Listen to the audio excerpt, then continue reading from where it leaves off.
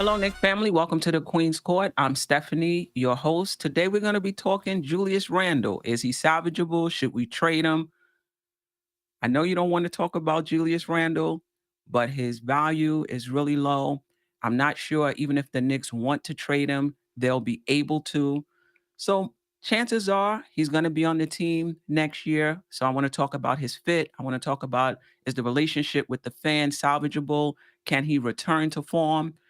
We're going to be talking tomorrow. Tomorrow we'll know where the Knicks pick in the draft.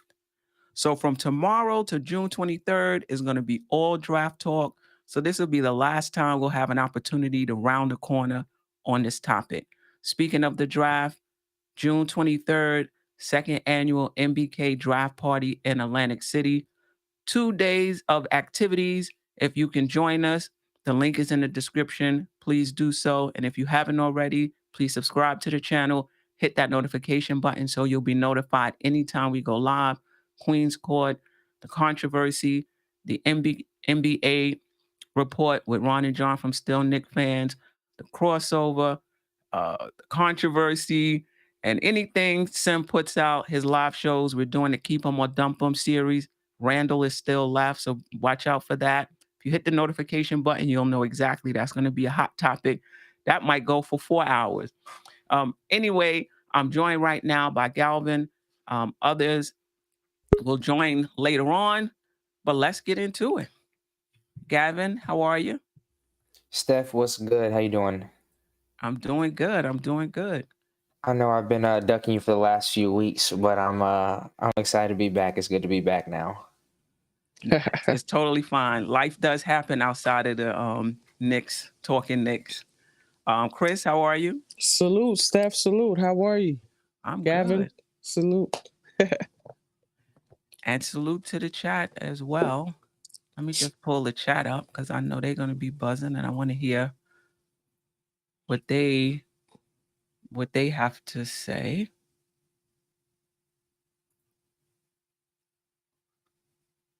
All right. I'll get to that. Let's get right into the topic. We're talking Julius Randle. My first question, just to set the tone, just so I know where you two are coming from. What direction do you think the Knicks are going in next season? And why not do you think Randle is a fit for that?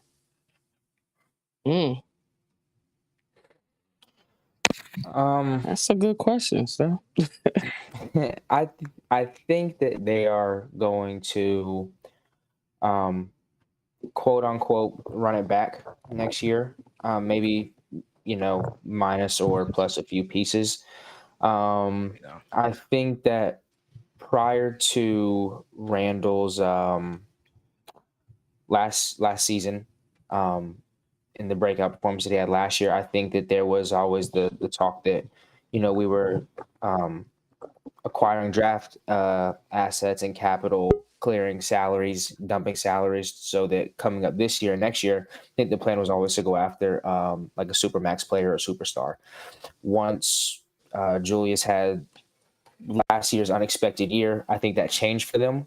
And they were kind of like, well, if this is what we're going to get from him, if this is the player that he's going to be, let's go ahead and get him now, but on the cheaper end relative to the rest of the NBA, and what his rank is, instead of, losing him for nothing or letting that production go somewhere else. So, and then to go into this year not seeing that, I think that's now where Knicks fans and the front office kind of got a little, messed up and hazy. But I think that they're going to run it back for the most part next year, and see what they acquire through the draft and, what pieces I think mainly is going to be off the bench that they decide to keep or bring back. Okay. So if they bring it back, he fits with that, in your opinion?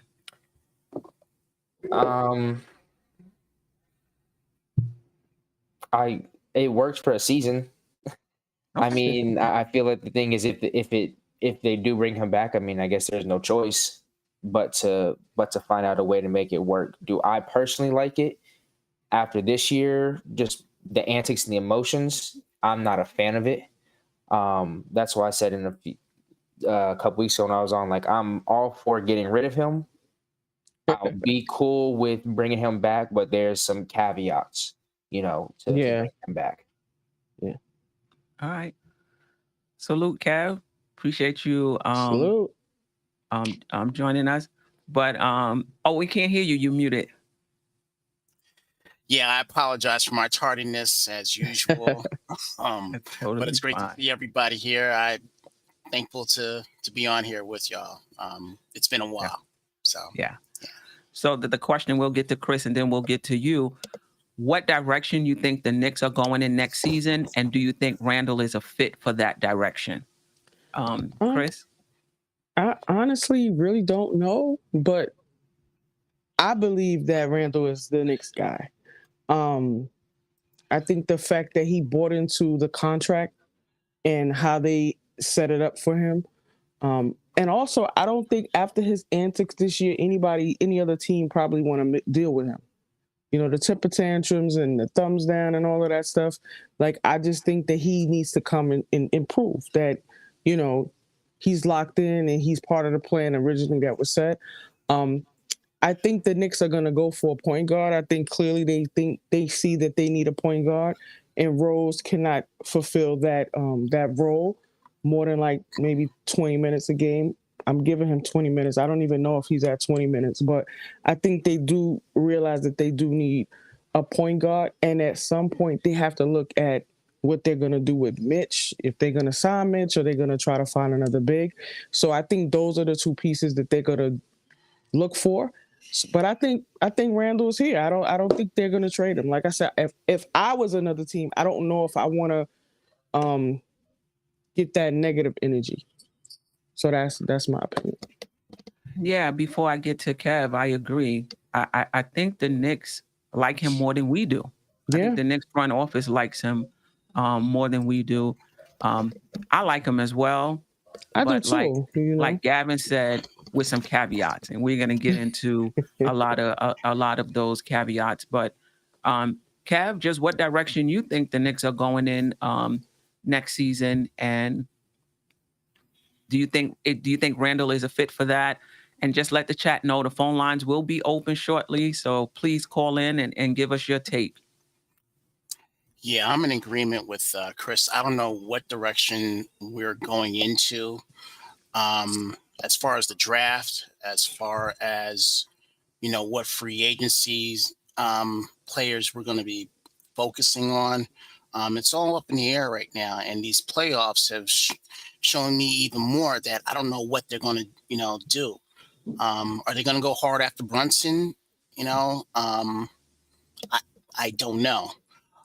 One thing that I will say, I've been on record as saying that between Randle and Tibbs, one of them has got to go. Yeah, it's true. So with that being said, if I'm changing my tune saying that I'm willing to give Tibbs until the All-Star break, well, not even that, I'll say January, because I was I was speaking to my counterpart, Mr. Sergeant G-Man for life. Salute to him. Salute. We were going back and forth, and we came to the conclusion that we're going to give Tibbs till January to see where we're at. And if he's not where we expect to be, then he's got to go. So with that being said, I want Randle out of here. Couple of things. I've had this will be Randle's 4th season with us. Coming up, right? Coming up. First season, I looked at the potential of what we could be. Yeah. The second season, we make it to the playoffs for the first time in I don't know how long, and we're expecting him to be that leader. He had a great for the most part, he had a really good season because he was an all-star. He made second team All NBA. It was good, and not once in my mind did I think that it was a mirage or anything like that. Not until the season that we just had, towards like the half season, where I thought that that he's just not the fit, and then you sprinkle in what he was doing with the fans with the thumbs down thing, and his not being available for interviews, Yeah. letting RJ take the bullets. I mean, I'm gonna go on a limb right now, and chat will disagree with me. I think RJ is our leader anyway. I think he's our leader. So that's why I say that I think that we were exposed in the playoffs. Atlanta had a blueprint of how to beat us, how to beat him, and we never really recovered from that. So going forward, again, I don't know what direction the team is going to go, but I can't have Randle on my team anymore. I can't. Okay. Especially after what. Go ahead. I'm sorry. No. Finish. I thought you were finished. What I was going to say was, especially after what could be with Obi Toppin when he gets the minutes, and that's all I'll say. Okay. All right. So now, is the issue his game? Is it, or is the issue what I like to say, his emotionality, him being inconsistent? Yeah, his emotionality, Steph. I like that. Trying to find a non-pejorative way of talking about it. But also his emotionality, but also his inconsistency in terms of effort. So I guess my question is, there were some fans and even some panel members, even before this whole emotionality, inconsistency on defense, that just because of his game didn't want him on the Knicks, right? And then there was some, like myself, who felt like we can address the inefficiencies, but the emotionality now brings in, for me, the level of trust. Is this a guy you can trust in crunch time when things get, really, really tough? So I guess my question to you and to the chat, is your issue his game, or is it the emotionality and that stuff? And if he was to clean up that stuff, would you feel like he can be on this team and help this team be successful? He's 27 years old. We're not talking about an over the hill guy. Gavin, I'll start with you again. Okay. My first thing is I don't have too much of a problem with Randle's game. The one thing that I will say is after last season, the thing that I think was a detriment to him was the success that he had on the perimeter last year. I think this year he tried to become too perimeter oriented. And when those shots were not falling, when the success was not coming from the perimeter, I didn't really see him still trying to bang it down inside. Like he was still trying to figure it out on the perimeter. So I think, to me, that's where a lot of the inefficiency you see the big drop is, because I prefer Randle. I like him down in the mid-range, down in the post. Bully ball down there, catch it, the high post, things like that. I'm not a big person of Julius Randle being out on the perimeter. I think that kind of the inefficiency led up to the emotionality. And that's the biggest thing for me, is I just think it's his emotion and his mental makeup. Like Kev said, I think, to me, there's a big problem that you're a 7-8 year vet in the league and you have RJ, who's in his third year, right? Yes. His third year, stepping up, facing the media, good or bad games. Although RJ doesn't get the excessive criticism and heat that Randle does, when he does face the criticism in the bad games, he's still open to interviews and taking responsibility. And so I just think, I find it a problem that you at 27 and you're 8 years in the league are acting like a rookie emotionally. I think I think it played out true this year, how people play very different in an empty arena. You go out there and you have a bad game, there's no boos. You know, you don't have fans courtside cussing you out, you know, doing this and that. And that allows you mentally just to go out there and play the game. Because you're like, all right, if I go out here and I go 1 for 15, like you said, you're not hearing it from anybody. But you see this year, as soon as you add the fans and that pressure of Madison Square Garden and the media presence back in the arena, that's where you see, damn, all right, now I'm 1 for 15 and I can't stop hearing it, you know, and that's where you saw him. There was times where dude was literally scared to shoot the ball. And that's why I say, like, I like IQ is he's going to shoot himself into a slump and he's also going to shoot himself out of a slump. And you can't in the NBA be afraid to shoot the ball. And especially if, to me, with the talent level that Randle has and as highly as I think that he thinks of himself, that didn't show at times. Like I said, there's fourth quarters when he's literally like, he doesn't want to shoot the ball. You know, he'll miss his first 4, 5, 6 shots and dude is literally absent the rest of the game. So I think that if there is going to be a turnaround, and that's the biggest thing for New York is the effort, and there's just no reason you can't have all those antics and the diva and drama queen stuff that we had this year, because it's okay you can do that in smaller markets because nobody really cares. There's no pressure to win, you know, but when you're an MSG and you're a New York Knick, even on our worst season, everything is amplified. You know, the spotlight is always on you.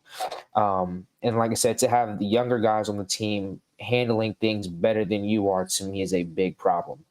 So I think that he can recoup if he gets his emotions in check. And then to me, I'd like to see them switch the game plan next year and put him down inside a little more, because I just don't like, and I don't see him as a perimeter defender with the ball, a perimeter scorer with the ball in his hands. Okay. So for you, you can live with his game if he fixed those other things. What do you think are the chances that will happen? Like, how much confidence do you have that emotionally he's able to learn from this season and be better prepared next season? I'm kind of 50-50. I think the biggest red flag to me is maybe it was Berman who asked him in a post-game conference or in like a pregame or shoot around, and they said, you know, and you said, and they would say, hey, have you reached out to guys, you know, like Amari, like Melo, people who've played in Madison Square Garden before, who have been here and dealt with this? And he was like, no, I haven't reached out. He's like, I lean on my family. To me, that's a red flag, because your family doesn't know how to handle this pressure. Like you said, you know, and at the end of the day, your family, although sometimes they may tell you the truth, they're still going to tell you what you want to hear at the end of the day. And I think that from day one, he should have been reaching out to somebody, especially like Carmelo, to say, dude, how do I handle this pressure? Like, they're on me every single night. What do I do? And so to me, that was a red flag that he openly said, like, I don't reach out for help. And so for me, I think that if he doesn't reach out for help, I don't see it getting any better, because you're just still going to be trying to figure things out your own way. And clearly we saw this year that it didn't work. You couldn't figure things out your own way. And it doesn't really seem like there was a lot of, I mean, not in the locker room, but it didn't seem like there was a lot of people, I guess, checking him on the team, you know, in the locker room and trying to help him figure things out. Like I said, he comes off the court, he goes right down to the end of the bench, you know, and walks past people. So if he's not willing to reach out and get help at this point, I think it only gets worse for Randle, because I think that he's going to come into this year with an even bigger target on his back. And that's why I said, for me, like, you got like games 1 to 5 to show me that something has turned around. Because I think most New York Knicks fans, like, that first game in the Garden, they're going to be on him. You know, and like I said, if they see the same things as last year, it's going to be in for a long season. Chris? I got a couple points. The first point is basketball is a part mental and a part physical. You can't have one without the other. And I think he showed us that he doesn't have the maturity to handle not only whatever's going on the court, but being a New York player. Because the way he handled it, he probably could have handled it a different way. The other point that I want to make is that he never was the guy. So you got to think of somebody that was going from a role player in LA, a role player at the Pelicans, to coming to New York and being asked to be that guy. So we have to look at that as well. So sometimes, we want the pressure, but when we're put in a pot, we can't take the heat. And I think that's honestly what happened with him. The third thing is, I agree with you, Gavin. I feel like the Knicks probably did him a disservice of getting one of those vets in there. I mean, even though we had Taj and these guys, but they didn't have a vet in there that was going to pull him and sit him down and kind of like tell him, like, listen, that's not how to do it. Let's do it this way. Let's go this way. Let's get in the gym. Let's work on our eating. Let's work on this. Like, I don't know if Taj was that person. He probably was. But I think if he was that person in those times when Randle was losing it, that's when he, as a big brother, should have stepped over like, yo, you know what I'm saying? Like, this is not how to do it. Like, chill out, take a minute. If you got to walk to the back, come back. But this is not how to do it. And I think also you have to remember he is young. You know what I'm saying? It's a lot of pressure. He's getting a lot of money. He's getting a lot of exposure. And he's in a big city. And he's probably in the most critical city of all the teams in the NBA. And New York, we love you. Even when he's doing bad, we love him. But we still going to talk about you. You know what I'm saying? Like, you might be my guy, but we're going to talk about you because we was doing the same thing with Melo. We was doing the same thing with Stat. We was doing the same thing with all the other players that came before him. He has to get to a point where he is either going to suck it up and just play through it, or he's going to have to do things to show us that he has improved. And that's going to be on his defense because, like, he took a lot of defensive possessions off. He get into this funk where he want to go one-on-one with. So if somebody on the other team score, he got to come back and score too. I think he needs to learn how to play within the system, if there is even a system, because I feel like sometimes he is the system. He bring up the ball, he run his play, he do what he do. Sometimes he'll pass, sometimes he don't. So I just feel like we have to look at the fact that even though we didn't like Peyton, there was issues with Peyton. Peyton got him in the ball in his sweet spot, so he was able to do what he was supposed to do. And I don't think he has had that guard this year. Kevin, that's my personal opinion. And we appreciate it. Kevin, let me ask you, though. Do you think Tibbs, and in my opinion, a front office, not holding him accountable early in the season for his antics, if you want to call it that, his emotionality, has something to do with it continuing? And can there be any change without, well, I guess he could change on his own, but do you think the front office and the coaching staff in the off season, if they haven't already, need to pretty much lay down the law if he's going to be here in terms of what's acceptable or not? First off, oh yeah, you can't hear me. Okay. Great. First off, I want to say that I agree, and then some, with Chris and Gavin with what they just said. They were totally on point. Okay, so I was on. I don't know if it was on your show or somebody else's, where I said that that I thought that Tibbs was afraid of Randle. And to your question, the answer to your question, I say yes. I think there are a set of rules for Randle, and I think there are a set of rules for the rest of the Knicks, for the rest of the players. The reason why I say that is because you look at all the other players that Tibbs will go after if they tie their shoe wrong. Even with RJ, I heard Tibbs, put your RJ in the press conference. I heard that on the court too. Wake the fuck up, RJ. Yeah. When have we ever heard that with Randle? And I'm not just talking about Tibbs either. You can go back to Hornacek and not Hornacek. I scratched that. I'm sorry, not Hornacek. Fizdale. Fizdale. Yeah, Fizdale. And Mike Miller. This guy has had free reign over anything he wants to do. And back to Gavin's point, when you have no fans in the stand, your mind is clear. You could do whatever. You'll still be in the game. You could be down 20 and still come back.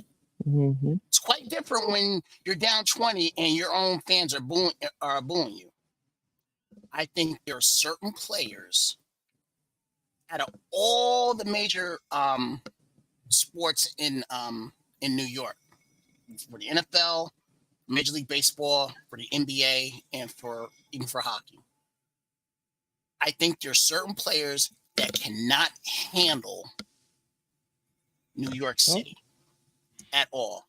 And I believe he is one of them. Now, Randle is no scrub. He's no Kwame Brown. Right? He is not that. He can still be useful. All right? That physical part can still be useful. But I don't think his mental aspect is there. I really don't.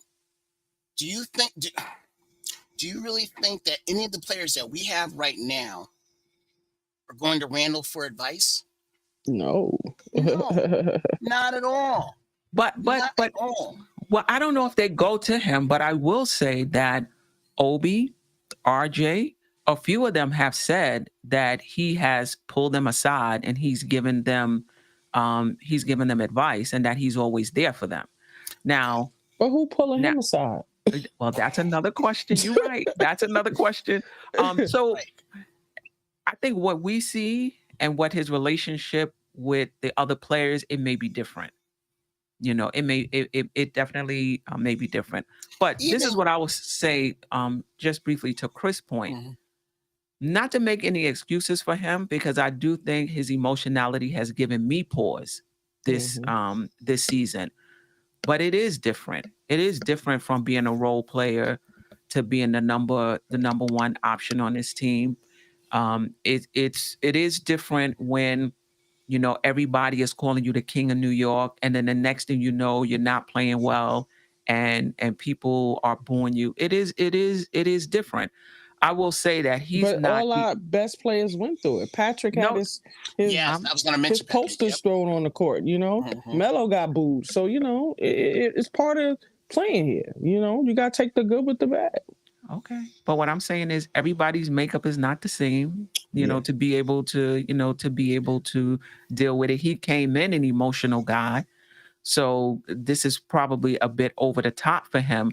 But I will never say that a guy can't rebound, even emotionally. I can't. He it's just hard don't for me want to say. to. Well, okay, no. That's what it seems like sometimes, Steph. No, what I mean is sometimes. No. What I mean is from last season to next season. Who's to say that he can't rebound? Who's to say that he can't self-reflect? Who's to say he can't, that he can't change? Thank you. But what I'm hoping is somebody in the organization has pointed that out to him, And so that's another thing I wonder. Who does he have a connection with in the organization that they can sit down and have that conversation with him?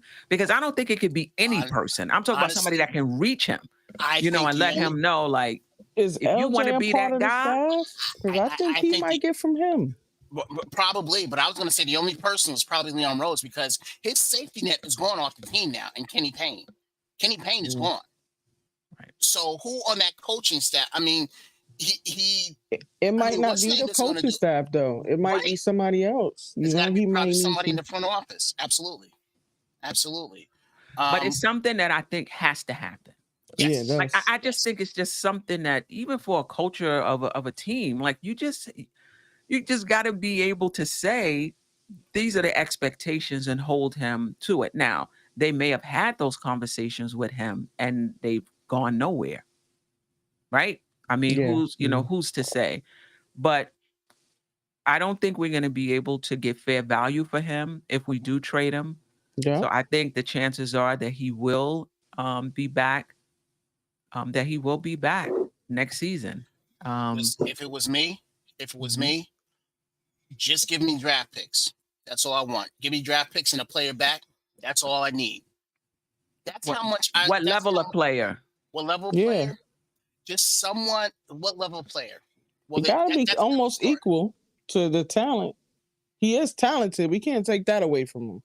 But it's He is talented. the emotional side is what we're dealing with. And has he lost the Knicks fans? Like, he lost the trust? I believe so. That's why I said he has to get in the gym and work on him, not only physically in his game, but he also has to work on this part. I think his image himself. Like, Yeah. you know what will be good? You know what will be a great sign is at our draft. If we're keeping our picks, and at the draft that of whoever we draft, that he's there welcoming our draft to the team, our draft pick to the team. Yeah, because he Whether definitely it's- got to clean it up. Yeah, He got to clean up somewhere, Steph. He got to. even if it's that night or at the press conference the next day, Or a he's video. got to be there, or video, or something. Yeah. Even Tim Hardaway went after Chris Webber and said, "Welcome to the Golden State Warriors." You know, But listen, it's I things mean, like that. he can do This that. is a different era, though. Right. He can do that, but that's not going to tell me anything. I really need to But see, for me, that would. hold on, Kev. Yeah, Hold I'm sorry. Yeah, me too. Because I don't think he's a bad person. I just don't think he's a bad person. For me, what I need to see is the heat of the moment. He get a bad call and he says what he needs to say to the ref and he's able to move off of it and get right back in the game. That lets me know. And that has been a challenge. Right. That lets me know, all right, he's learned something. He's moved on. Or, he's not shooting well. And so Obi is getting extended minutes. And he's over there like he was at the end of the season, waving the towel and being engaged. That lets me know things have changed. And when he's playing on the court, he's playing both ends. And there are these effort lapses. Like, those are the things I'm really looking for. And I'm not going to be able to see that until next season, game time. Mm-hmm.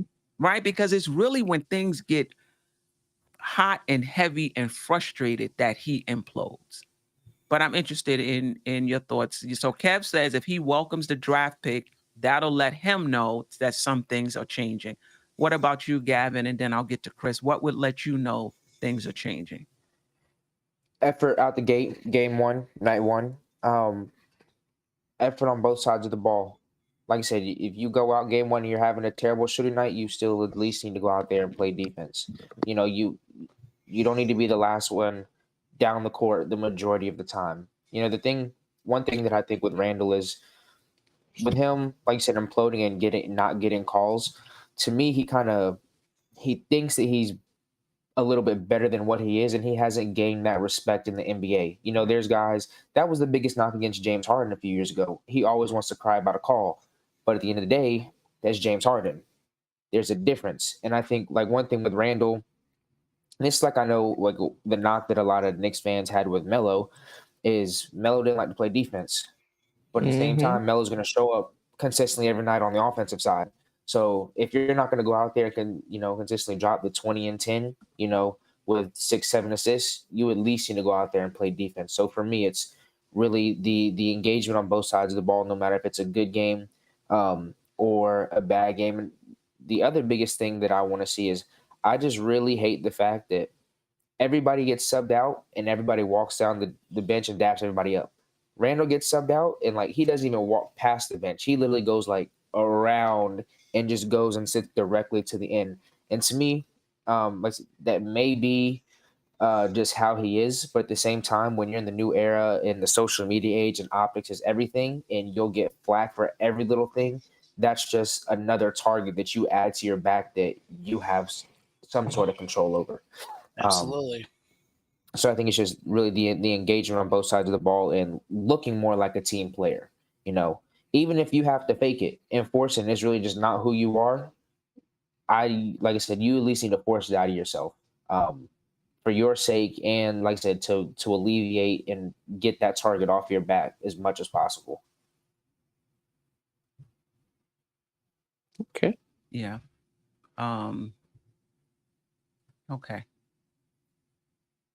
I mean,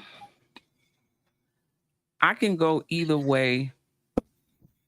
I can go either way with them moving Randall or keeping Randall. Part of moving him is if you can find a fair trade of equal or close value and it helps the team, then do it. Then do it. The other part of it is he's a talented guy. And, you can argue that you don't give up on talent until you give it everything you've got to try to reclaim it or fix it, or what have you. And then when you find that you can't, move on. I think this is the first time now. He's always been somewhat emotional, but Mhm. this is like the first time where it's in my opinion at a critical juncture, right? Where it can go either way. Absolutely. But Absolutely. he's a talented guy. Would you blame the front office if they wanted to not give up on talent, give it another shot, see if it's going to be different next season? Would you have a problem with that, Kev? Well, it would have a problem with it in the beginning. I probably would, but honestly, it's going to be what it's going to be. If the front office feels as though that he's an integral part of what we're trying to do, I've unfortunately got to go along with the with the front office. But in saying that, I'm hoping the front office isn't blind that if this thing is going south within like the first month or so, you know, um, I mean, I just can't have the I won't say the false hope, but the getting my hopes up high and then have them crashing down like I did when all of us went to that first game. We were so geeked up for it, and then go into double overtime and we win, and we're still geeked up for it. Who would have thought that weeks later that we would be struggling? Who would have thought that? So I don't want to go through something like that. I want us to come out the gate, and if that's him being on the team, then that's him being on the team. But I need to come out the front gate um, with that purpose and that drive. That's what I need out of him. So if he's on the team, I'm going to support it. Of course, I'm a Knicks fan. I got to support that. I mean, am I happy about it? At first, not. But things can happen. Yeah. So, Before I get to the caller, this is what I'll say, and I've made this point before. Other than the emotional part, I get it. I don't have it's hard to trust a guy who's very emotional in those tough moments, because if you're trying to move to the next level, there's going to be a lot of tough moments. Yep. And Look if at you the can't playoffs trust, now. right, and if you can't trust one of your main guys, that's a problem. But Mhm. some of this other stuff, part of it is the organization as well, and part of it is the coaching staff. Mhm. Now, Randall, I mean, I don't know, maybe because of last season they thought he turned a corner. But for this season, if they're bringing him back, they have to know he cannot be a facilitating playmaker on the That's ball. right. Like, you've seen enough now to know that somebody else needs to be facilitating it. He doesn't make good decisions. He's not a point forward. He wants to bring the ball down. That's a whole different story. Pass it off to the point guard. That's fine. But the front office and the coaching staff now, if they're bringing him back and they have to be looking at the plan, how we going to construct this team, one of the main things they have to be saying to themselves is Julius Randle cannot be a primary facilitator for this team. That's right. Number one, we need a point guard to put him in his spot, take the decision making out of his hands. Hopefully he'll be more efficient. right? Yep. This is beyond the emotionality, which I see as a separate issue that has to be addressed. Yeah. Now, in terms of the offense as well, people will say he holds a ball a lot. I think he did do that early in the season. I don't think he was doing that late in the season. And if you watch any NBA basketball, when the ball gets into the scorer's hands, it does stop. You can look at any team in the NBA. Yep. When it gets into the scorer's hands, it stops so that they can do what they do. So I think the question is devising the offense in such a way where he's just one of many. And that's on the coaching staff to do that, to make sure everybody else is getting their touches as well. Anyway, let me get to the caller. Caller, you're live. What's your name? Where you from? Seth, Concord, North Carolina. Salute Steph and the group. Salute. Appreciate you joining us. Salute. Okay, here's what I think involving Randall. Does he fit with the way he regressed this year? No. I mean, Guillermo and I went back and forth on this multiple times on his channel. The problem with Randall is instead of driving to the front, down the lane when he had the ball and open breaks, he would always cut an angle and go to the top of the wing instead of just driving it, especially against guys who are weaker than him.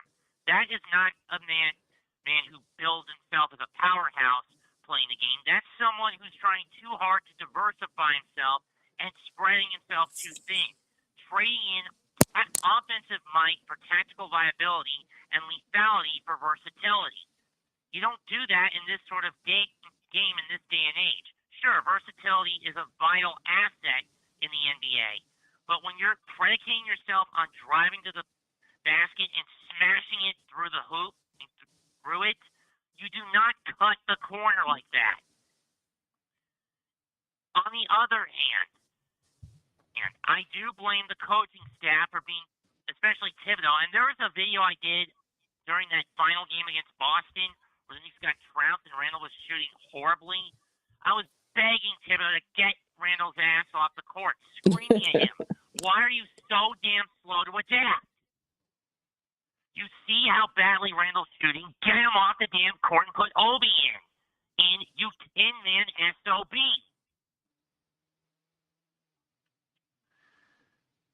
I mean, when I went to that game at near the end of March against Charlotte where Randle was not playing, what did I see? Cohesion, consistency, uneven flow on both ends of the ball. And this is the one at the Spectrum Center, not the ones at the Garden. We got you. We got you. Let me ask you a question, though. Do you think the ball was flowing because none of those guys are really guys that can create their own shots? They had RJ basically facilitating it. And RJ has shown that he is more willing to hand the torch off instead of hogging it like Randle does more often than not. I mean, yes, RJ had some bad games down the stretch, but in my opinion, it's time for Randle to basically be demoted. If Randle sticks around, he has to be forcibly demoted to playing second fiddle to RJ. If he leaves, better for him. Well, does he have to play second fiddle, or do you see an offense where Randle, RJ, and even some other player are where the ball is being spread around, the shots are being spread around, and more people are getting their opportunity? Or do you see it more as a hierarchy? I see it too much like a hierarchy. I mean, think back now. Can I use this as an example? What I'm about to say. I don't know. I don't know what you're gonna say. When we got Stephon Marbury in that horrible trade in 2003-2004, what happened? Sure, we got to the playoffs the first year he was there, but latter 2 years he became a powder keg that imploded, mostly blaming Larry Brown for the fact that Brown couldn't facilitate Steph's needs. And what happened? Marbury regressed until eventually he took his talents to China and became a me-first ball player that eats Vaseline on a daily basis. Oh. Okay. I do not want that to happen again. Either Randall knows his place and gets his head out of his ass and plays like a team player instead of a ball hog, or ship him out before any more damage can be done. No more and All right. no less. All right. We got you. Thank you for the call. Appreciate it. All It's right. true. I mean, Yeah, listen, he's got a point. That's a lot of what he said is echoing from a lot of Knicks fans. I gotta give him some props on that. well, definitely Yeah. in terms of accountability, I think that is definitely a big issue. And like we talked about, if that was nipped in the bud, Julius might have would have had a different season. But in terms of the offense, listen, Randall is a talented guy. So Yeah. if he's back next season, don't get your hopes up that he's going to be a 18-minute guy. Like, don't get your hopes up that he's not going to see the ball. He is. I think But he the can't issue is, afford another season like that. Like, he has to realize that he cannot afford another season like this last season. but what would happen to him? No, if the Knicks trade him, who's gonna want him? Nobody's gonna want him. Oh, okay. In terms of, okay. Yeah, nobody's terms gonna of that. want him. Chris, let me ask you a question. And What's that? I'll ask all y'all a question. If the Lakers came to you and said, "We'll take Randall, you take Westbrook," would you do it? Nah, we discussed that. Nah. I didn't hear it. I didn't hear it. Listen, Gotta at the end of the day, I believe Westbrook is more of a head case than Randall. Really? Yeah. Okay. He showed some of it. I mean, he got talent. I won't knock the talent. But some of the other stuff that he was doing, you going over, you just shooting bad shots. I think his drive is. I think his drive is I better will- than. I will say the only thing I though mean, is even he's inefficient like Randall, but in terms of his attitude, in terms of his energy and what have you, I you'll don't never think that's the question that. issue. Yeah, you'll get that night in and night out. Yeah, no doubt about it. But Russ But brings up a OKC whole other Russell, issue. I'll take OKC Russell. Definitely. Yeah. Definitely. Yeah. Let's get into to fit as well, because RJ takes 64% of his shots between either at the rim or in the short mid range, right? Which Mhm. is below the foul line. 64% of his shots come from there. A high percentage of Julius Randle shots come below the free throw line. Mitch, if he's re-signed, plays below the free throw line.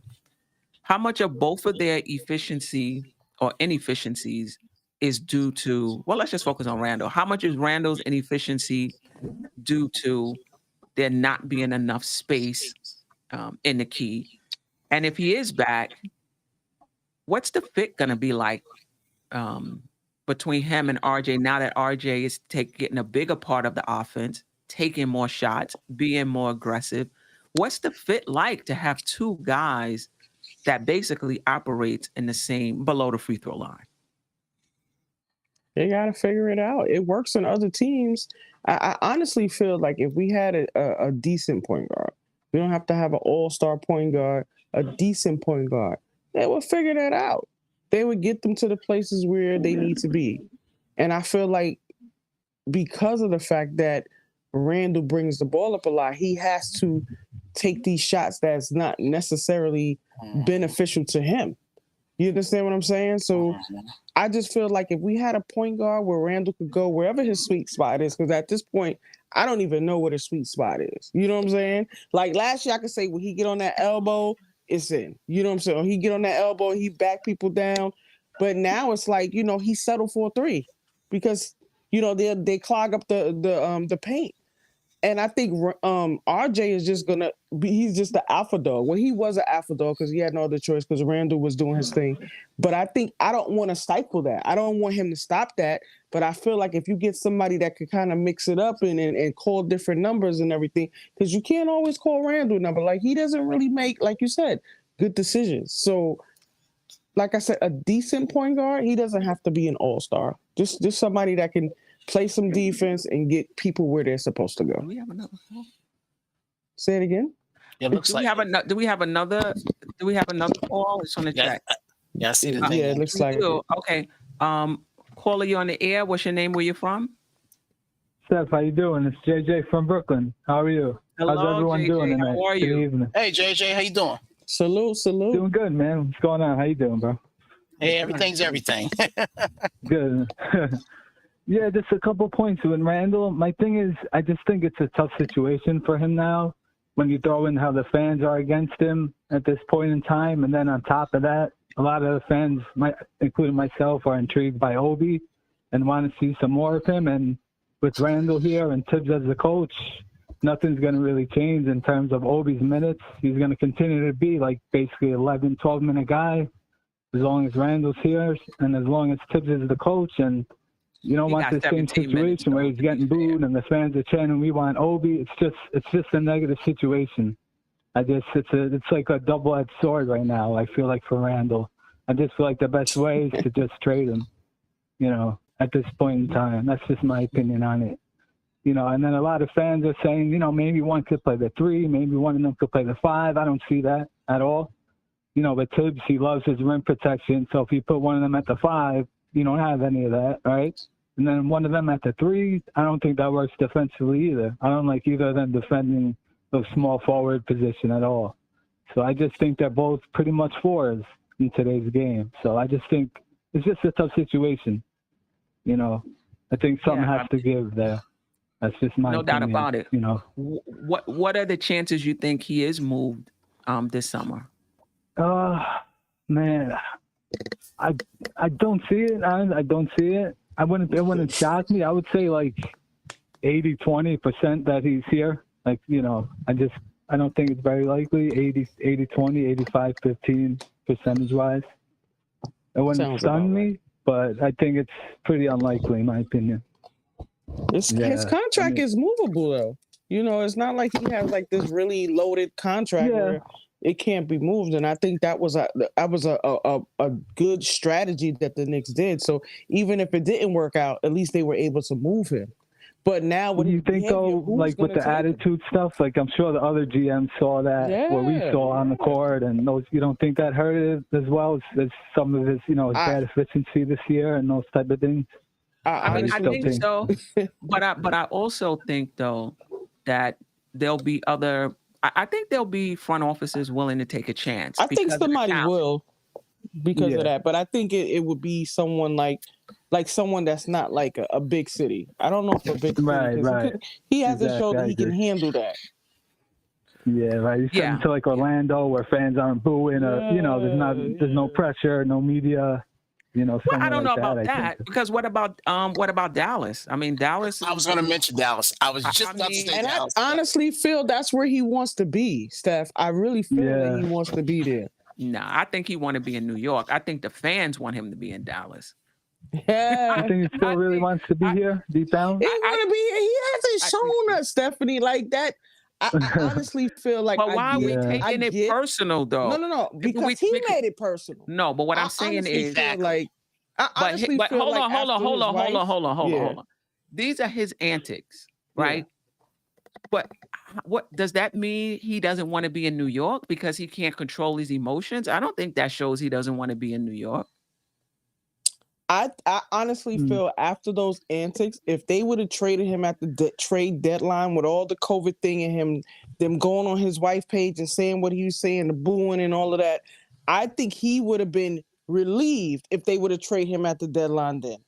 But I feel like now that he's still here, you know, he has to prove something. You know, I think he's that person because I see him like, except for this year, he kind of, the beginning of the season, he proved he was all right. But I feel like he's added stuff to his game. But I think once that situation happened, it was like, it just went downhill.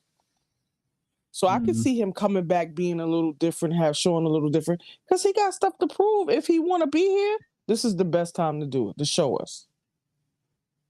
Yeah. You mind if I ask you guys a real quick draft question for a second? Yep. Is that cool?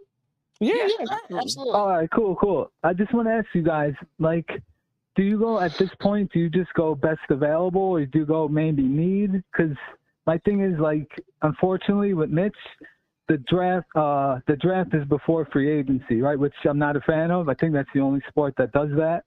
So by the time the draft comes, we're not going to know if Mitch is going to be here or not. Hopefully we'll have some sort of like inside information where we have some kind of feeling which way The Knicks which is way it's quiet leaning with Mitch. though. But would you Right, mainly yeah. draft a center? Because I'm not ready to just put Hey, Sims as our hey, future JJ. center. Like, Hey, there's a center JJ? like Mark Williams out of Duke. There's Jalen Duren. So would you possibly do that if we get the 11th I pick would and definitely you draft. think you might lose Mitch? Wait, hold on, one at a time, Kev. One at a time. Yeah, I was gonna ask. I was gonna tell JJ something because and y'all like this. JJ will love this. We're gonna draft another Yeah. Kevin Knox. Just kidding. All right, Kev. No, sure. No, thank you. But I Chris, think the Knicks are gonna go safe and get a center. I think they're gonna go safe and get a center. I mean, we got Sims, we got Taj and Noel, but yeah, but if you lose Mitch, I think center becomes a need, and but we might not. We're probably not going to know by the time the draft is here about Mitch, which is the thing that's unfortunate. But this is what I would do. I would Mitch big game hunting. I would Want the draft money. the best available talent, Yeah. unless right. it's close. So if the talent level between, say, a shooting guard and a center is close, Right.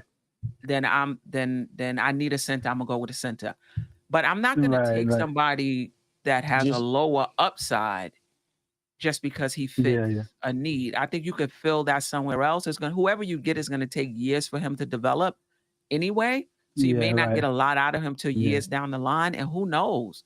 So I would go with the higher upside guy, whether he fills a position a need or not, unless it's close. Yeah. Right. Because the two centers that I mentioned, Mark Williams and then Jalen Duren, they both give you really, really good rim protection, which if Tibbs is still a coach, which it looks like he's going to be, we know how much he values that. So I think if you lose Mitch, I think those kids can come in and get minutes, especially with Noel always hurt and, Sims, I'm not ready to say he's going to be our starter long term, because he doesn't give that great rim protection. He's good defensively. He could guard on the perimeter, but he doesn't, a lot of the times, like the contested shots, like he doesn't get the blocks on them like a Mitch would do, or a Noel. Mm-hmm. So he doesn't really give you that. It's Tibbs, how much he likes those shot blockers. So I'm just throwing it out there. Maybe a center isn't the worst thing. I know it's not like maybe sexy to most fans, drafting a center, but it could be a way to go if we feel like we're going to lose Mitch. But yeah, that's it, man. Thanks for taking the call. You guys have a good night, all right? All right. You too. I want to talk some straight. Go ahead, Gavin. I'm gonna add this to the stream. Well, you know what? Let me wait. Go ahead, Gavin. I was just gonna say to the caller's point for the draft question. See, I've never been a person that's been a fan of just draft the best available talent. I think, like you'll see right here in the case of us right now, if the best available talent is a wing, right? We've got 6 wings on the team, So then it becomes a point of, all right, so we draft the best available wing. Whose minutes is he going to take? Who's getting shipped out? And now you have a rookie that Tibbs is not going to play, So are you? And I think that's the thing. I've always been a fan of you draft the best available talent at what fills your need. So if the best available, if we need a center. Go ahead. But the question is, what if there's a big drop off? Like I go back to Detroit when they drafted Millicent, whatever this guy's name was, over Carmelo Anthony because they had Tayshaun Prince. Like, what if there's a big drop off? Like, I feel like they can battle that out in training camp, or you could trade a guy. If you have an opportunity to get somebody who's whoever you draft might be better than who you have on the team. So I don't know. I just think back to that Detroit when they didn't draft Carmelo because they had Tayshaun Prince. Yeah, who didn't even stay in the league that long. Nah, Tayshaun played. Tayshaun was in the league for a minute. Not at the level he was playing in Detroit though. Like after Right. they won that chip, it was like, Right. Yeah. But I hear you, Gavin. Go ahead. I cut you off. Go ahead. Finish your point. No, I was just gonna say. I mean, the other thing that we have to think about is, like I said, if we're doing that too, we have a coach who's not gonna, for the most part, is not gonna play his rookies. So I would be more so okay if there's that big of a drop off. Like I'm not that impressed by this draft class, anyways. So if there's that big of a drop off, if you can get some type of cap considerations, some type of salary or something to improve, our salary cap and space available, at least for this year in this draft class, I wouldn't be opposed as to trading away that pick. Because like I said, Tibbs is not playing his rookies for the most part. Then like I said, you have to figure out who's getting shipped out, whose minutes are taken. And if it's that big of a drop off, like I said, see what you can get back for that pick. I wonder what the rookies did for him not to trust him like that. Because wasn't he the coach when Rose came in? But No, I it was the understand second Rose year, I was think number it was. one, but was the number one pick. But I'm just wondering what happened that he really doesn't want to take a chance on a rookie. Like what happened? Tibbs. Take on what rookie? Any rookie. But is that really true? I don't know. That's what I'm saying because everybody knows. The only reason last year he played IQ and No. Wait, let me just say. I'm only saying that because a lot of times we're hearing that Tibbs doesn't trust rookies. So what I'm saying is that what happened for him not to trust him? Because I mean, there were some rookies on the Chicago team that played, even though they were high picks, but we had some high picks too. So I just want to know, did something happen? Was there a situation, or is he being told by the front office to play certain people and not play the rookies? Like, I want to know. Well, I'm going to tell you. Okay. That's what people are saying, but I don't believe it's true. Oh, okay. I mean, he played IQ and Obi last season. This year he played They didn't start, though. Okay, but maybe they weren't good. I'm not trying to argue. I'm just I'm not arguing either, but they weren't good enough to start. Look at Obi was 8. Obi was not good enough to start last season. IQ was 25. He wasn't ready to start last season. Grimes, in my opinion, wasn't ready to start this year. He wasn't better than 48 at the start of the season. So, I mean, listen, he's the type of guy, he like to nurse them along until he feels like they're ready. We can agree or disagree, but the idea that he doesn't play rookies, I think there's a lot of narratives going around. Yeah, that's what I wanted to know, what that was about. You know what I'm saying? Steph, let me ask you a question. And caller, we'll get to the caller. Yes. If for some miraculous reason we end up with the number 1 pick or even number 2, that's a point guard. Will he play? Exactly. That, Chris, you answered my question right there. Will Tibbs play that rookie? But Kev, can I ask you a question? No, wait. No. Answer that one first. No. Let me ask you a question. A question to a question. Okay. Is it about playing a rookie because you drafted him, or is it about playing the best player at the best position? Player. There you go. He might be. If he's the number 1 pick, he got to be the best player in the draft. Thank you. If he's the number 1 pick, Stephanie, come on now.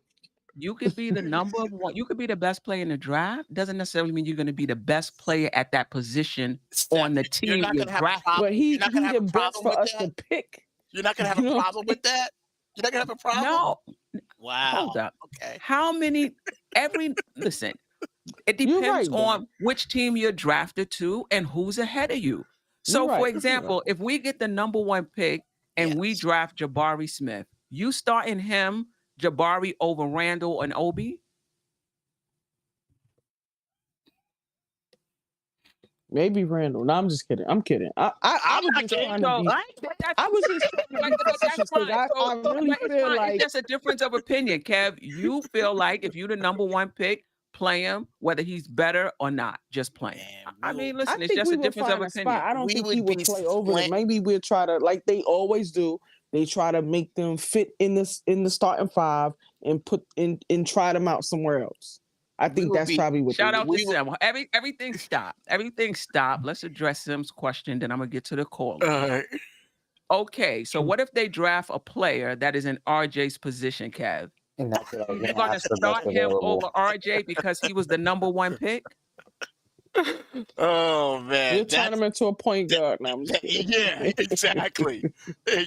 We'll I find a mean, way. if As a he's the best coach, player as a at the coach, as a yes, coach, I would find a way for the both of them to be on the floor because we have the number one pick.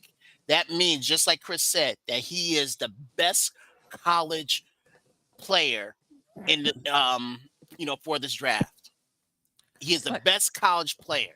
Kev, That means that but every that- draft is different though, It right? is. So somebody could be the number one. So let's say Chet Holmgren goes number one out of Gonzaga.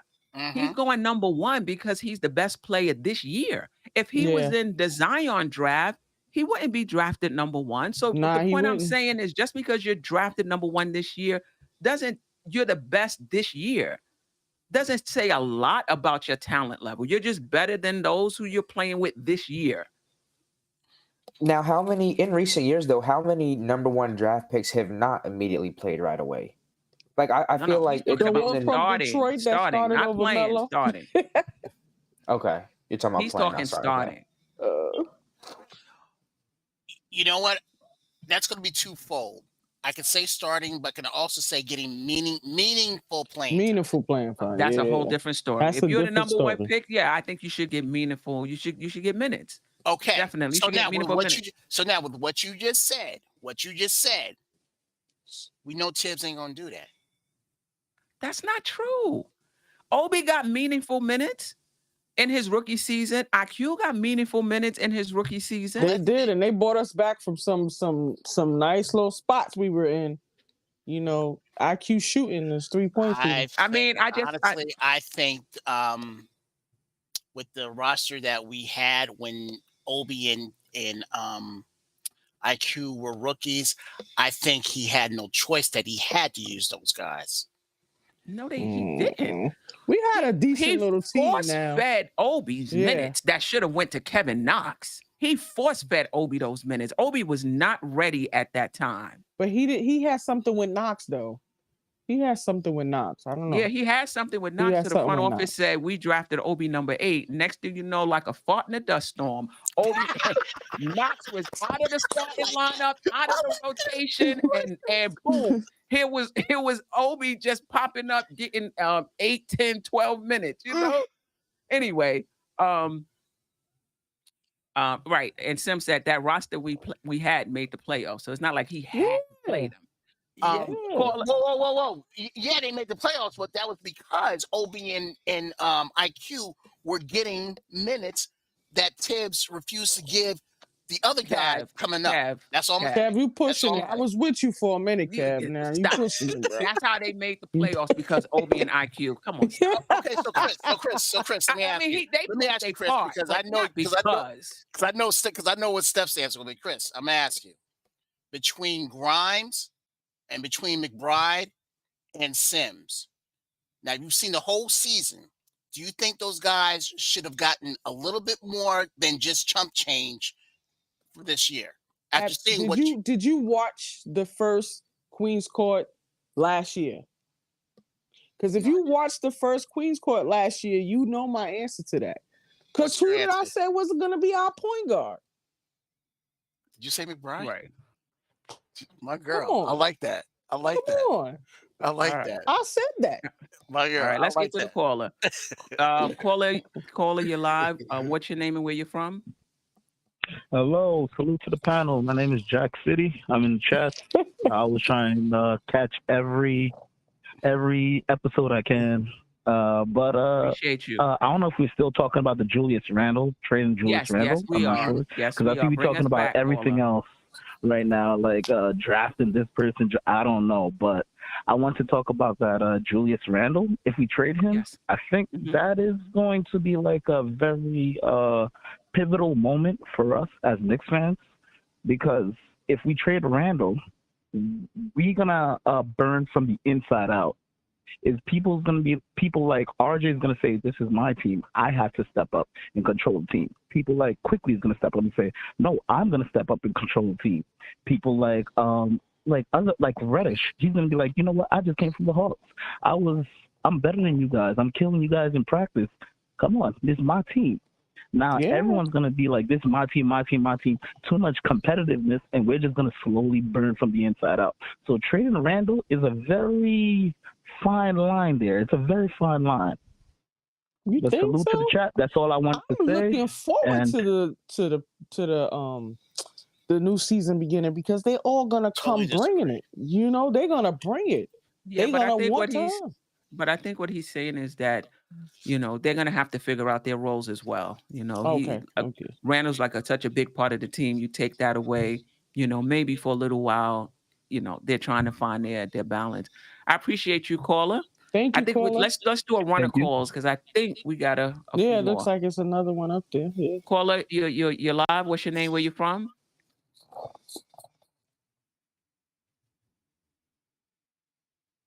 No. Caller, you live. What's your name? Where you from?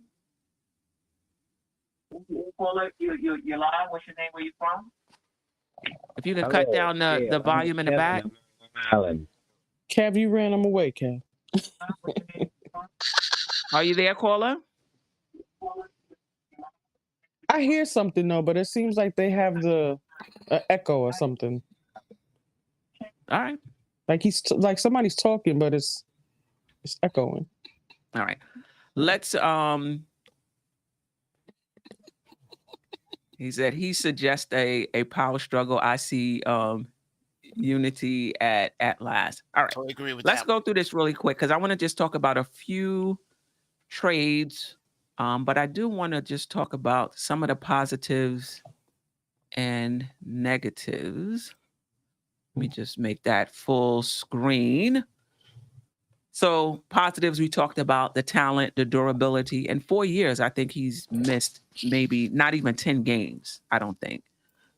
He has a reasonable contract. He's under team control for 3 years. So if we do trade him, another team may see that as a positive.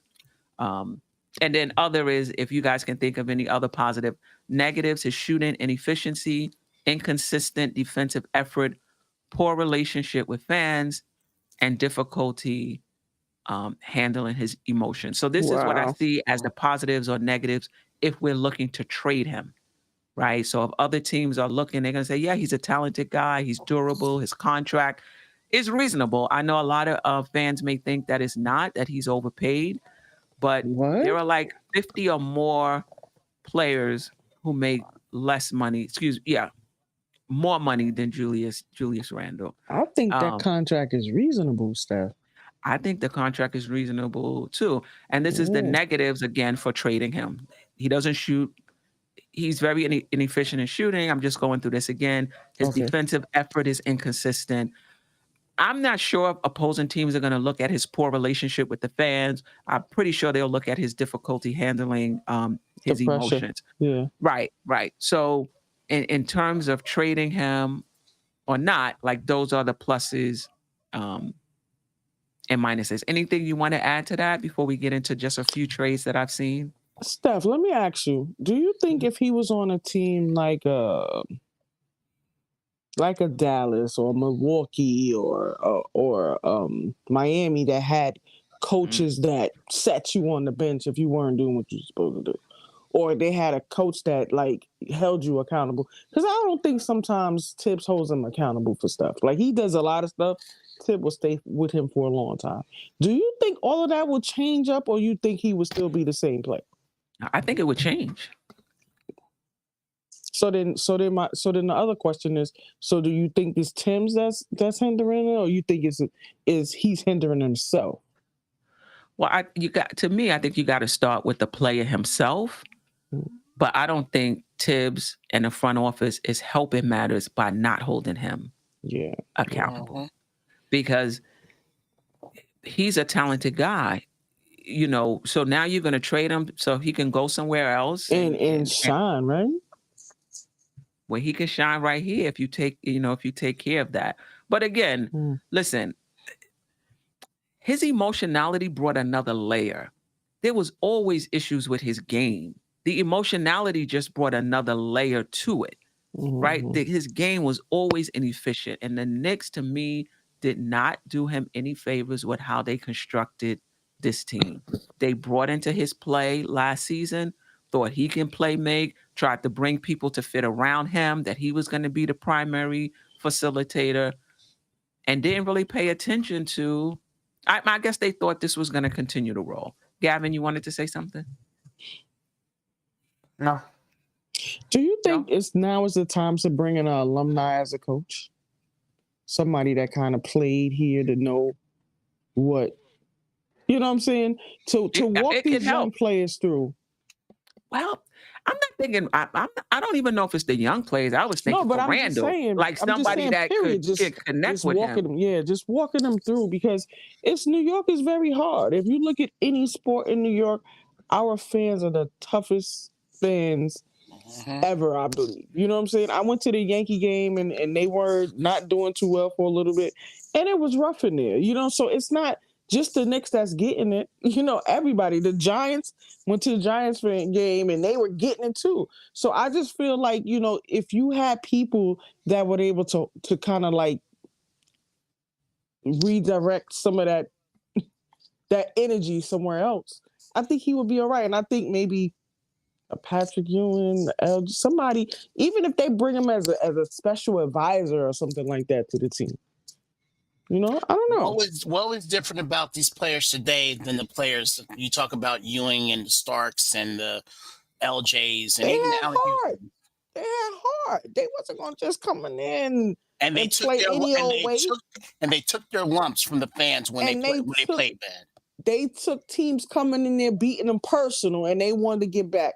You don't remember that year the Knicks came and they had the ball heads and the black socks and everything? That's what I'm saying. They took it as a team. They got together like, listen, this is how it's going to be. And I think that's when they started really beating up people. That was like Mason and Oakley. You couldn't come in that lane. You would forget about it. John Starks went 2 for exactly whatever. 18. I remember that. And headbutting people and stuff. Headbutting people, and he's still loved today. Yeah. So I think that's what, you know. We can do a whole show on the fans. I think there's a difference between. It's the mentality. Hold on, Kev. There's a difference between booing a player when they don't play well and attacking them and hoping they break their leg and hoping they die from COVID. Yeah, that was so crazy. And going after the family that they can't even. They need bodyguards in the garden because they can't. Like that's a whole different level. Too much. Yeah, it's too much. And there are some fans that will say, "Oh, well, if you're gonna play in New York, you got to be able to handle that." Yeah, I think you need to be able to handle booing. I think you need to be able to handle that. But all of the other stuff, no, I don't think it's too much. It's too much. I think that's over the line. Caller, you're live. What's your name and where you're from? James Harris from Brooklyn, New York. Brooklyn in the house. Appreciate you. What you got for us tonight? The true Brooklyn. Brooklyn no more. I live in Texas though. Okay. How you doing? Okay. Pretty good. How are you?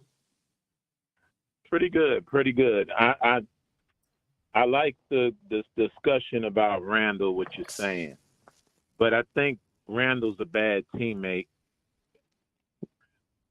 He's a bad teammate, and I think we should trade him as quick as we can. Wow. Even at a loss, even if the value doesn't match. Because he has a bad attitude, and just like you know how they used to say back in the day, one apple could spoil a whole bunch. Mm-hmm.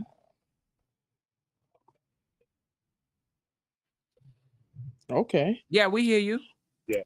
Yeah. So I think with the young guys will get together and they'll figure out their roles, and we will have a much better squad, because we can't take a chance if he blows up this year. If he blows up this year, you know, he could ruin the team.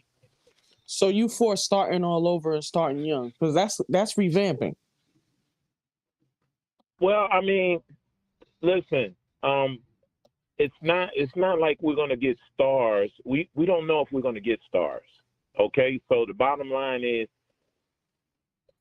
so in the old days, how they used to do it, they used to draft real well, and then we always used to wind up getting these old players that already was they were past their prime.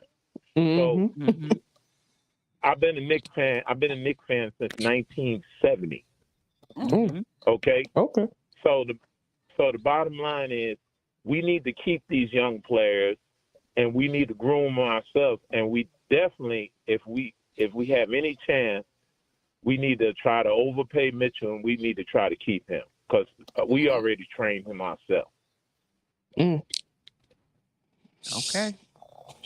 All right. Appreciate you, caller. Okay. Yeah. Okay. Thanks for Yeah, listening. and y'all Thank do a you. good job and keep up the good work. Appreciate you. We'll do. Salute. All right, let's run through just a few of these trades because one of the things we talked about is whether we're going to get fair value for Randle, right? He's a talented guy. He goes somewhere else. He fixes up his attitude, and the next thing you know, he's playing well.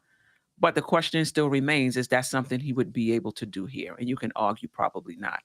All right, so let's. I don't really like a lot of these, but I'm just going to throw them out there. This is Dallas. Tim Hardaway, Boban, and 2 first-round picks. I don't want Tim Hardaway again. What's that? What about the picks? I mean, and I feel like the Knicks have enough. I mean, I guess you can never have enough picks. But yeah. Any thoughts on that? I Put think Brunson in there, and then I'll say okay. Yeah, I think Tim Hardaway Jr. would sue to not have that Third trade. time's a charm. I mean, we already had it with Shalimar. Second time around. All right. Nah. The Knicks get Sexton, Dallas gets Randle, and Cleveland gets Dinwiddie and Josh Green. Wow, we can't get Dinwiddie. Any thoughts on that? Say it again. What's the trade We get again? Colin Sexton from Cleveland. Okay, point guard. Okay. Dallas gets Randle, Okay. and Cleveland gets Dinwiddie and Josh Green. The only hesitation, I'm always hesitant about taking players fresh off an injury. I think that's the only thing with Sexton. I mean, Dallas, I don't think would ever do that trade. I don't think they're getting rid of Dinwiddie. Yeah, I don't think they're getting rid of him. But Dinwiddie's you wouldn't up. trade a Dinwiddie for a job. I mean, if you keep Brunson, because if you keep Brunson, I would trade Brunson. You wouldn't trade a Dinwiddie to have a Randle. You still have Brunson and on the team. But then again, if you go into the Western Conference Finals, you bring in somebody as dynamic as Randle, it definitely can mess up your chemistry. And you're going to have to give up something else, too. You're not going to be able to just give up them. That's why I'm saying maybe Brunson in that. I don't know. I'll take that. I'll take Brunson. Well, and someone else. It would have to be someone else to pick. These worked under the salaries match. Okay. I see what you're saying. Yeah, but there is another one. Brunson for Randle. Straight up? Straight up? Yeah. Sign me up. They could throw some money in it now. Yeah. They could throw something else in it. And the last one, and this is what I'm saying in terms of talking about trading Randle. I'm not sure what's out there that you can get straight up. I don't think Brunson right now is a player that you can match Randle with. Like I think somebody else got to come with that package because Randle does a little bit. I understand Brunson is having a good cup, but I just feel like for Randle, even his talent, I think they should throw in something else, a pick, money, something else. Thing. You're trying to get rid of a player on the first year of his contract, so you're already signaling that because if he was all of that, why you didn't keep him? Because so Brunson is looking for some money too, so it's not like we're gonna lose that contract. We might be in a heftier contract coming back. I understand, but you're asking Dallas to give you more, and they're saying, "Nah, you moving off of this player for a reason." You know what I mean? His value is down. His value is down a little bit, and you want us to give you Brunson and a pick? Nah, So that's what I'm trying to say. We trying to trade him. Mark can do it with us. Mark been doing trades with us for a minute. Like that's the only consistent team. It seems that we can get some trades from. Right. But he might do this, but he's not gonna be stupid and give you extra. Okay. So now the trades that if we brought in a Brunson or Sexton, Brogdon, they're Ooh, I coming to like start right away? Brogdon too. I'm assuming they're coming in to start right away. They And have to. Yeah. and Quick is still gonna be man the bench. Quick is gonna be on the bench. Now, this is something I've seen. What about Tyus Jones? Ooh. Randle? No, I mean, Tyus Jones, you could sign outright. You don't even have to trade. He's unrestricted free agent. Yeah. What about the guy from Phoenix? What if we get him instead of Mitch? That was another one that I saw a lot. And if you can sign him and you can get Brunson, I'll do that. Trade Randle for Brunson and sign Ayton. I'll do that. Oh, Ayton, yeah, man. I'll do that. The Knicks, hold on. These trades aren't happening in a vacuum. Like there's salary cap considerations, right? So the Knicks don't have any cap space. So if you're gonna trade Randle for Brunson, now you got to do a sign and trade for Ayton. But I thought he was a players back. No, he's not. He's not. You can't. Can't you just sign him straight up though? No, he's restricted. But even if he was unrestricted, the Knicks don't have cap space. So the only way to get him would be in a. Let's throw Tibbs in the trade. Is a sign and trade. But listen, all of these Dallas trades now. Keep in mind, Dallas is going to the Western Conference Finals. Maybe they feel like we got our team already. Like we don't need to make it. They can hold always on. Hold on. We don't need to make any major moves because Randle is a major move. We just need a tweak here and there. Dinwiddie came after the All-Star break. He's going to have a full season with us. Yeah. Maybe they thinking that we don't need to make any big moves, and if that's the case, that takes Dallas out of it. Yeah, they probably said we ain't trading, right? Hey, you think we won that KP trade? KP looking horrible, bro. And KP's not even playing. Let me get to the call and then two other quick ones, and then we out of here. Caller, you're live. What's your name and where you're from? Quick. This is AJ from Brooklyn. Yes, AJ. Salute, AJ. Okay. Hey, salute to the panel, salute to the chat, and everybody. I'm enjoying the show. I'm absolutely loving this. I'm glad about you Randle, right? We want to trade Randle. It sounds easy, but it's very complicated. For not just see the money part is easy because his contract is easy to move. You guys talking about it's a good deal. It's actually a bargain to get a 2010 guy at that price in today's NBA. But basketball-wise, for a team structure, that's a problem because every trade you guys proposed so far includes Randle for either a wing or a point guard. Right. Which means you're willing to go to war with Obi Toppin as your power forward and maybe Taj Gibson as your backup. You're going to win 20 games that way. Okay? Right. Oh, you talking about my boy Obi. Have to bring Where you at? Forward. I hope you're not right outside. I hope you're in a safe place. You start talking about Obi Toppin. Start. Oh, you talking about my boy? No. I'm not. Obi Toppin is like one of my favorite players. He's great, but you need a backup. But he's not going to play 48 minutes, and he's going to get in foul trouble. Who are you going to bring in? Taj Gibson? Again, you're going to win 20 games that season. You need a real backup power. You can't just trade Randle for a wing or a point guard. We have plenty of wings, plenty of point guards. So for the structure of a basketball team, you got to make a trade that makes sense for the structure of the basketball team. You can't go to war with just Obi as your power forward. You got to have a solid backup to come in because it's going to happen that he gets tired. It's going to happen that he gets in foul trouble. Who are you going to bring in? You can't bring Colin Sexton, when Kobe goes out because he's in foul trouble or he's tired. Again, if you do that, you're going to lose most of the games that season. You're going to be headed straight to the lottery. What do you guys think? This is my take on it. You want to trade it? Listen, I want to get rid of Randle too. Not because he's good basketball wise, but he's a head case. We can't deal with that. But you got to bring in something of value. So far, none of the trades that I've heard anywhere it makes sense basketball wise. Let me give you the last two. Straight up for Brogdon, who has an injury risk. Those salaries would work. And then the other one would be Gordon Hayward out of Charlotte for Randle and Kemba. And the point I'm trying to make is we want to get rid of Randle. I'm not sure how much is out there to get back. But Caller, your thoughts on that? Well, again, the last two you gave me is Randle for a point guard or Randle for a shooting guard.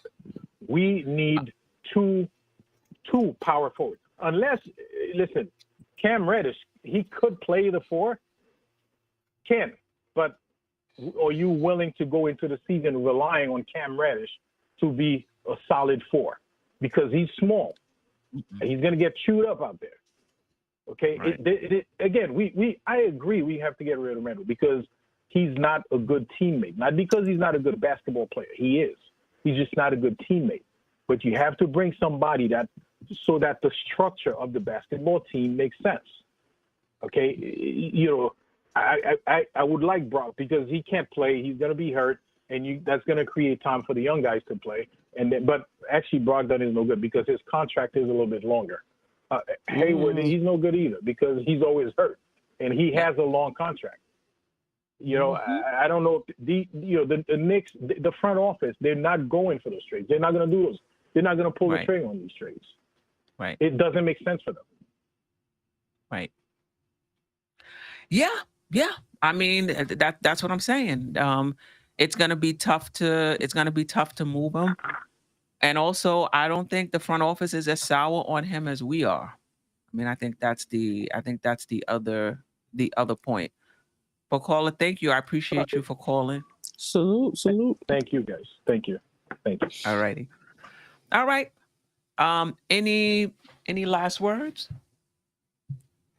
I'm in agreement with him. That's my only thing with like I said, I'm fine with trading Randle, but it's what are you getting back? And like he said, that's the biggest thing that I have the concern about is all right, so cool. We move out Randle.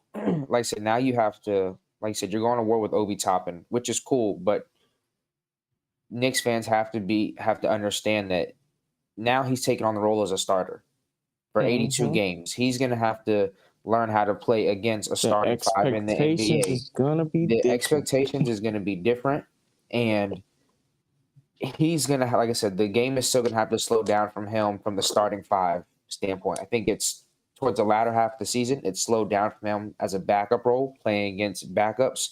But when you're going now and you're a starter, I think it's different. And like you said, then who's the backup for Obi? And then, do we plug in Cam there? Because, I mean, Cam is 6'8", so he can play. And that's the only thing with today's NBA is today's NBA game has become a lot more just positionless basketball all around. Yeah. So, you're having wings who are – everybody is switching now in today's game. So, even if you started at the four, you probably not going to be guarding the four most of the game, like I said, because people ball screens and everything like that.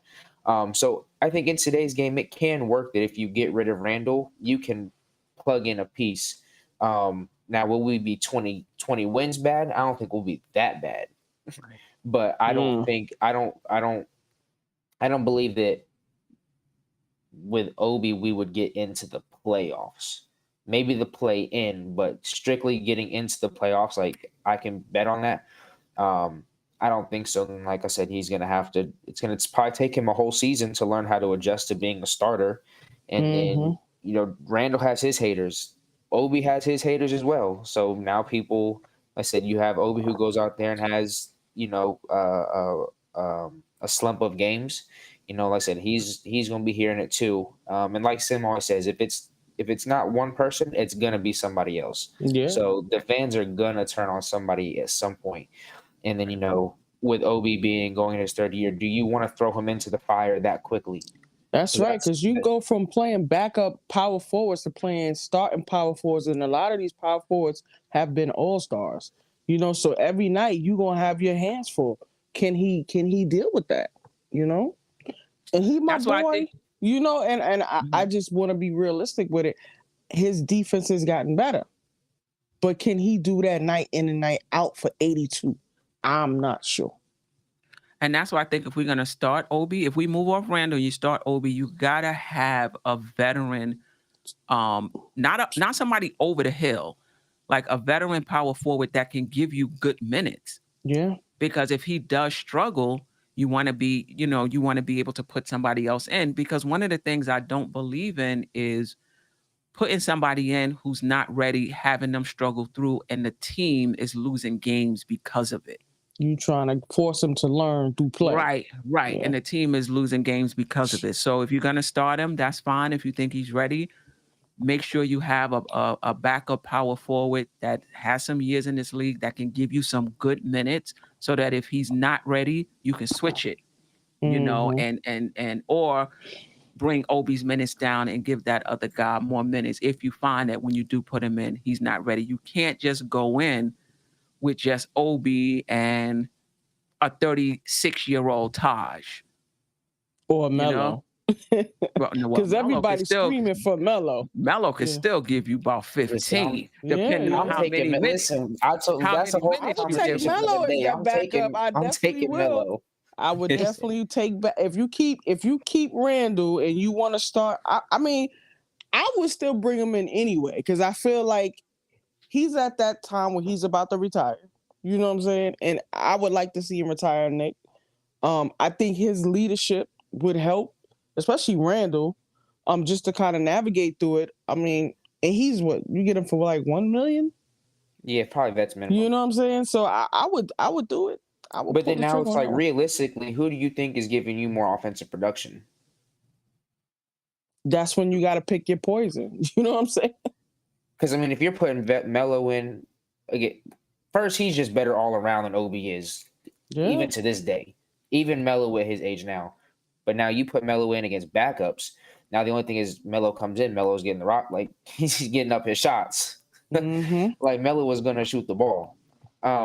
But I think it's a different Melo, though, than we've known. It is. It's a more mature Melo now. And he definitely, I will say one thing, that as he progressed in his role with OKC and then the Lakers and then even with the Blazers, he did become a better catch and shoot on the perimeter.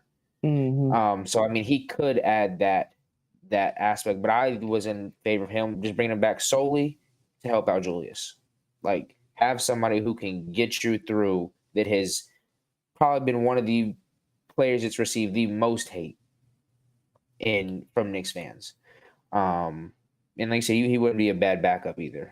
Yeah, I definitely would do that. Especially if you're going to keep Randle, I would definitely do that. Right. If you're going to keep him, and you could talk about bringing in a player that he can connect with. The Knicks have open spots on the coaching staff as well. Is there a coach you can bring in that he connects with? You got to try to address this emotionality if you can't move them, or if you don't want to move them. They may not want to move them. So if you don't want to move them, what are you doing to mitigate this problem? Because it's a problem, and I hope they see it as such. And Tibbs can't keep a blind eye to it. Like, you, at some point as a coach, you have to be able to shut down a little bit of that noise, if not all of it, with him. But I think you got to have. I don't think Tibbs is scared of Randle, but I can see where Randle can be a bit intimidating, and where you don't want to rock the boat with him.